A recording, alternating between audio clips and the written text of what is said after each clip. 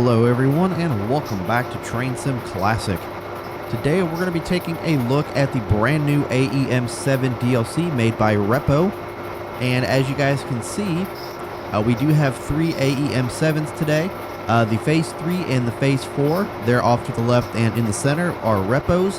And then this Phase 5 one that we all know has been in the game for many years now, which I believe is made by either Dovetail, RSC, or I don't exactly remember who made the AEM-7. But we do have an E60 to the right over there. We still have to showcase that, and I know it's been almost a year now since that has came out. But yes, so notable differences you can definitely tell between Reppos and the default AEM-7. Obviously, number boards are a lot bigger, more brighter, more vibrant.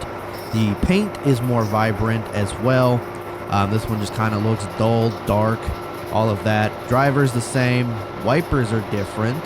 The air hose and the MU hose configuration is also different as well.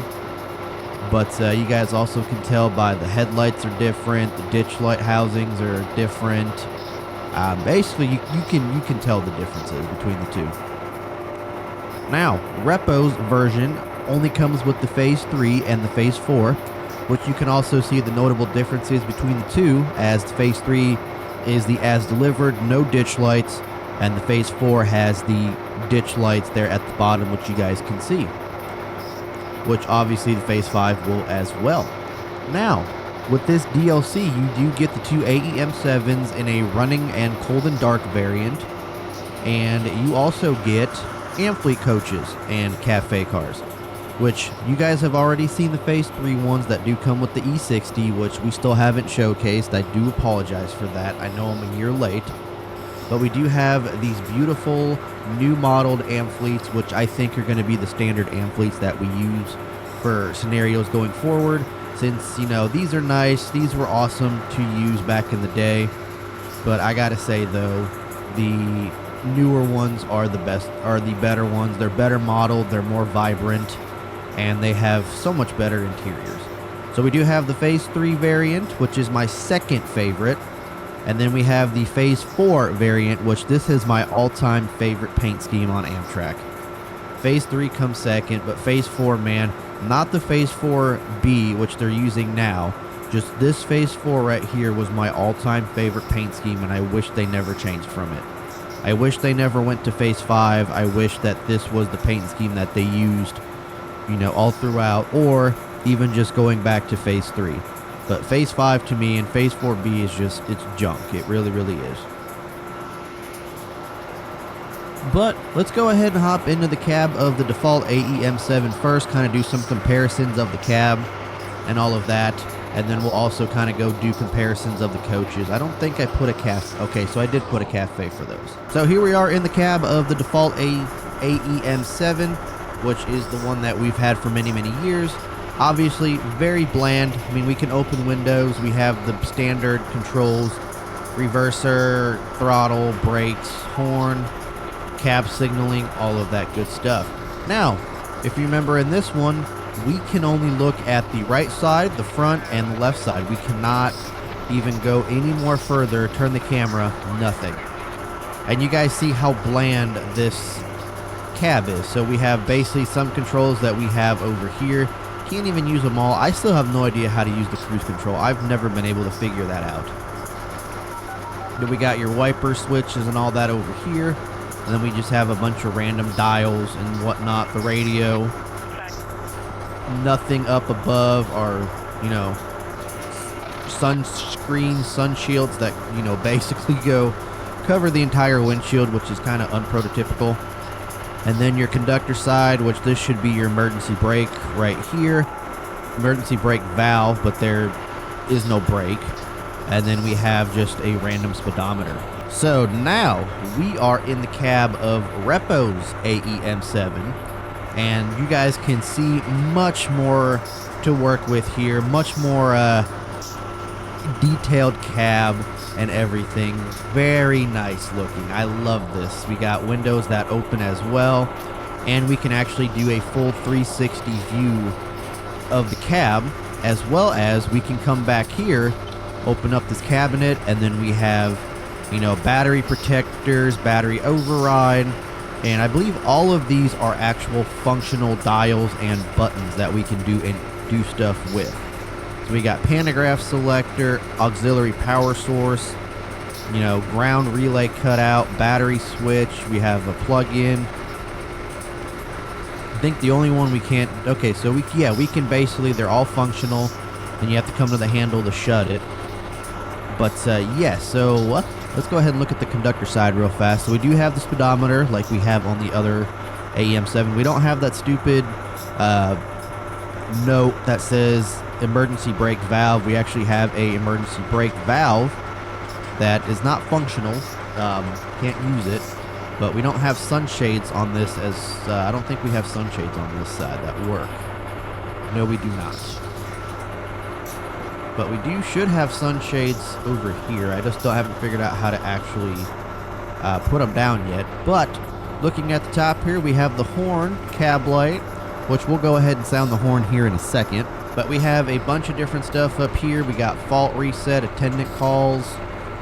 We can actually do a heated windshield, which would help for like wintertime. Number board light, instrument lights, which you see are on right now. And then we'll go ahead and shut those off. And yeah, we got boarding light, which I'm not too sure what that is. Gauge lights, which I think those are supposed to be the ditch lights as far as I'm aware.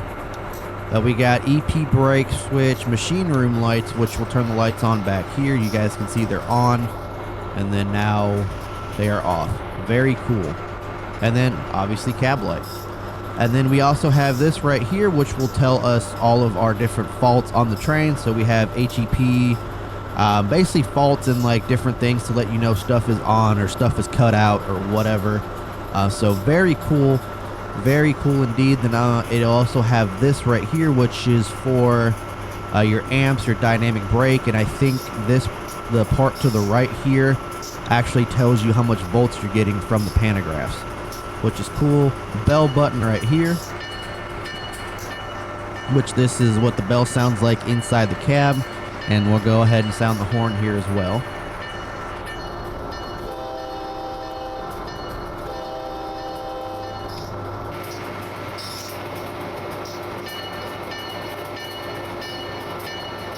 So with the bell, the strobe lights do come on as well.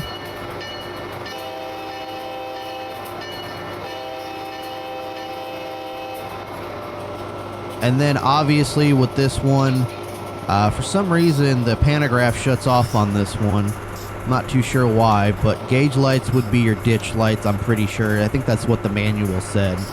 But obviously if you sound the horn... Okay, so we're going to go ahead and switch over to that one real fast. But obviously, if you sound the horn, you'll have your flashing ditch lights. Which, let's actually turn this on real fast, just to make sure that I'm saying the right thing. So we do have the bright and the dim headlights. But let's go ahead and turn this off real fast. So the ditch lights are off. And it's okay, so gauge light is your ditch lights. And we also have, you know, number board light and boarding light, which I'm not too sure what boarding light is. I have not been able to figure that one out. But we'll just go ahead and finish off the cab here. So here we have a light test, which tells you if, you know, the sand's on, crossing bell and strobe light on, which is cool. PCS tripped, apply train brakes, release train brakes. It'll tell you if there's no brake, if you're speeding, doors closed, pantograph up switch right there. We have the alerter reset, which is very in an awkward spot. But obviously your brakes, your throttle, your reverser. I'm not too sure what this stuff is down here. So that's wipers. And I think that's all we can really do with over there. But yeah, guys, very cool stuff indeed. Got our radio. We can do strobe to auto, white, whatever. We got rear headlights. Obviously, your cruise selector is down here now instead of up over here where it was. Train control speed, cut in or out. I'm not too sure what that is unless it's like PTC, or not PTC, kind of thing. One thing I still also don't understand, so pantograph up is right here, pantograph down is right there. I feel like we could have just put them both as a knob over here instead of just, one there, but it is what it is. So yeah, very, very cool stuff indeed. Much better upgrade than the previous one. But we're going to go ahead and come back over here to this one, since this one actually works. And we're going to go ahead and drive this one a little bit. Actually, we're going to have to go ahead and check the switches first. That would probably be a better thing. So we're not going to go too far. We're just going to take it out for a little spin, just to kind of test it out and everything. Probably just take it out up to here.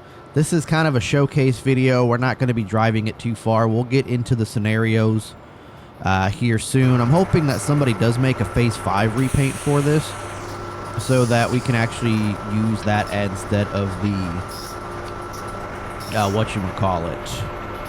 the default AEM-7, because I have some scenarios planned that use the AEM-7, and I would much rather use this one.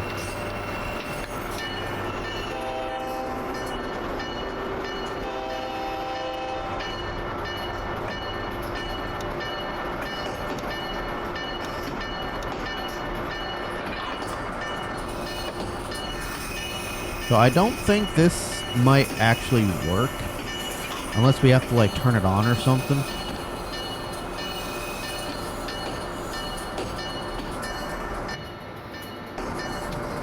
Oh, nope, it's working. It's working. That is cool. Look at that. That is freaking cool. Now, obviously, the more down you go, the more it's going to, and I don't know if the brake actually works, but I feel like let's put the pantograph down. So, yep, you guys can see we're not getting any power now. Turn the pantograph back up. I feel like we might have to be stopped.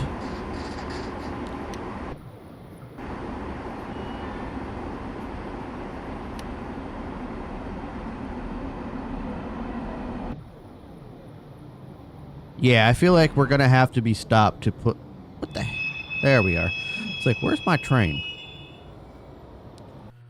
So let's try to put the pantographs back up now. Alright, so I was not able to figure out the pantograph on that. I can't get it back up because for some reason this Phase 4 one, anytime you select it, the pantograph goes down and I'm not able to put it back up. And I'm not 100% certain why. I'm probably going to have to look in the manual. But yeah, just look at the comparison between the two. Very cool. Like, I'm glad Reppo made these. I wish they made it in a Phase 5 as well, but we can manage with the 3 and the 4. I've actually been waiting for a Phase 4 AEM-7 for a long time now, and a Phase 3 one as well, so I'm actually very happy that this has been put into the game. So over to the passenger cars. So we do have, these were going to be the default ones, so we have the cafe car. I believe this is the Washington to Baltimore, and then we have a coach class, and then this is the New York to New Haven coach. So definite differences between the two. Obviously, you just sit in your coach seat. I mean, you can't change coach seats, and apparently you can't even change your view anymore, which I thought you could. But yeah, supposedly there is no cafe car view. I thought there was, but I guess there's not, so that's the only view you can do with those. Coming into here, as you can see, definite remodeled Amfleet coach. Very cool, got the outlets and everything detailed, modeled. The only thing we don't have is that safety pamphlet, emergency evacuation. We got passengers, see a full 360 around the car. Very cool, got the vestibule doors, the actual LED signs that are up there, emergency exits. Obviously the lights don't work. And here is a look at the highly detailed cafe car that looks just like the cafe car. So we can actually sit in one of the seats and, looks just like a standard Amfleet cafe. And we have the actual Amtrak menu.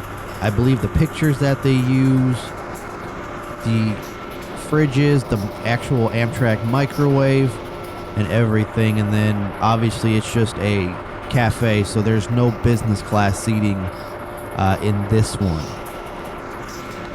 But the Amfleets I'm used to have the tables on one end and the like business class seating on the other end. So that's just like a Midwest. I'm not too sure if that's how it is on the NEC, but I'm not used to having an Amfleet with tables on both ends. Horizons, yes. Well, no, Horizon's the same way. But yes, very cool stuff indeed. 2 microwaves. Love it, love it, love it. But yeah, guys, that is pretty much the showcase video. Like I said, we're not going to do much today. We're just kind of, showcasing these off, just kind of comparing them to the counterpart that we've had for a long time now. Let's go ahead and turn on the gauge lights. And let's go ahead and move this train. I do gotta say, the horn and bell sound super good. So the only downfall with the strobes is that they're both on at the same time on the Phase 4. And I don't know if that's how they're supposed to be. And it only come on when the bell's on. So, yes. But yeah, all-time favorite paint scheme on Amtrak. Come on. Very cool indeed. Oh, we derailed. Should have checked the switch first. But yeah, guys, that is going to go ahead and do it for this one. If you enjoyed the episode, let me know in the comment section what you guys think about these. Hit the like button, hit that subscribe button. Follow me on all the social media. Everything is in the description down below. And I'll have a link to this DLC in the description as well. Like I said, we're going to be doing some more scenarios on these in the next upcoming weeks or so. So stay tuned. We also have the E60 to look at as well. So stay tuned for that. Stay tuned for a lot of Amtrak content coming up. But yeah, guys, that's going to go ahead and do it for this one. I'll catch you guys here on the next one. Take care.